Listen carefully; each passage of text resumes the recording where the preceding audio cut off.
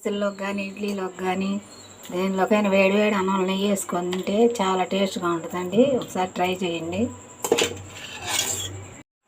Hi friends, welcome to చంద్ర ల్యాబ్స్లో. ఈరోజు నేను పచ్చిమిరపకాయల పచ్చడి చేస్తున్నానండి.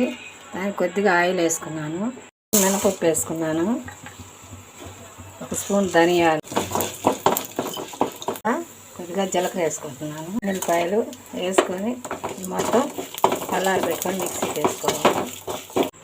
కొద్దిగా ఆయిల్ వేసుకొని పచ్చిమిరపకాయలు వేసుకొని వేసుకోవాలి. పచ్చిమిరపకాయలు వేసుకొని మూత పెట్టుకుంటే అవి మగ్గిపోతాయి. ఇవి కొద్దిగా పచ్చిమిరపకాయలు మగ్గినాక కొంచెం చింతపండు వేసుకొని కలుపుకొని కొంచెం మగ్గనిచ్చి తీయాలి. పచ్చడి చాలా బాగుంటుందండి. ఇప్పుడు దీనిలోనే కొద్దిగా కొత్తిమీర వేస్తున్నాను.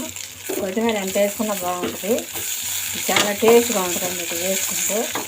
ఇదివరకు రోట్లో నూరుకున్నాము, ఇప్పుడు రోలు ఆసక్తి లేదు కదా, మిక్సీలో వేసుకోవాలా. కొంచెం కరివేపాకు వేస్తున్నాను. ఇది మొత్తం కూడా ఆ వేడికే మగ్గిపోతుంది. చల్లారిన తర్వాత మిక్సీలో వేసుకోవాలి. పెట్టుకున్నాం కదా, మినపప్పు, ధనియాలు, ఉల్లిపాయలు వేసి మిక్సీ పట్టుకోవాలి. ఇదిగోండి, ఇలా కొంచెం పొలుగ్గానే వేసుకుంటే బాగుంటుందండి. ధనియాలు కానీ మినపప్పు కానీ పంట కింద పడుతుంటే చాలా బాగుంటుంది. ఇప్పుడు పచ్చిమిరపకాయలు అవి పెట్టుకున్నాం కదా, కొత్తిమీర, చింతపండు అవి కూడా వేసుకొని మిక్సీ పెట్టుకోవాలి. సాల్ట్ వేసుకొని మిక్సీ పెట్టుకోవాలి. ఉల్లిపాయలు వేసుకొని మిక్సీ ఊరకట్ట తిప్పితే చాలండి, ఎక్కువ మెదగని అవసరం లేదు.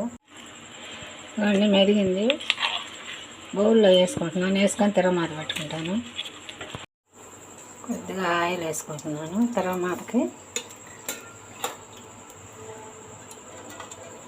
ఇలా చేసుకుంటే చాలా బాగుంటుందండి టేస్ట్గా. నోరు బాగాలేకపోయినా, కూరలు ఏం లేకపోయినా ఒకనప్పుడు చేసుకోవచ్చు అండి. ఇది పచ్చిమిరపకాయలు తొక్కు అంటారు. ఎవరికి రోజులు అయితే ఇవన్నీ వేసేవాళ్ళం కాదు, రోట్లో వేసి నూరుకొని అంతా తినేసేవాళ్ళని. ఇప్పుడు కొద్దిగా తిరగమాత గింజలు వేసుకున్నాను, ఉల్లిపాయలు కూడా వేసాను, ఎండుమిరపకాయలు రెండు వేసుకుంటున్నాను. వేసుకొని కొద్దిగా కరివేపాకు, పచ్చిమిరపకాయలు తొక్కునే వాళ్ళం. ఇది పచ్చిమిరపకాయలు పచ్చడి అంటాము.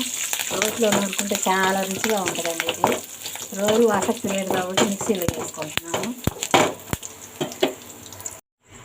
అయిపోయిందండి, తిరగమాత వేసుకుంటున్నాను. తిరగమాత వేసుకోకపోయినా కూడా బాగానే ఉంటుంది. నోరేం బాగలేనప్పుడు ఒకప్పుడు చేసుకొని తినచ్చండి. ఇది బాగా టేస్ట్గా ఉంటుంది. వీడియో నచ్చితే లైక్ చేయండి, షేర్ చేయండి, కామెంట్ చేయండి, సబ్స్క్రైబ్ చేసుకోండి. థ్యాంక్ యూ అండి.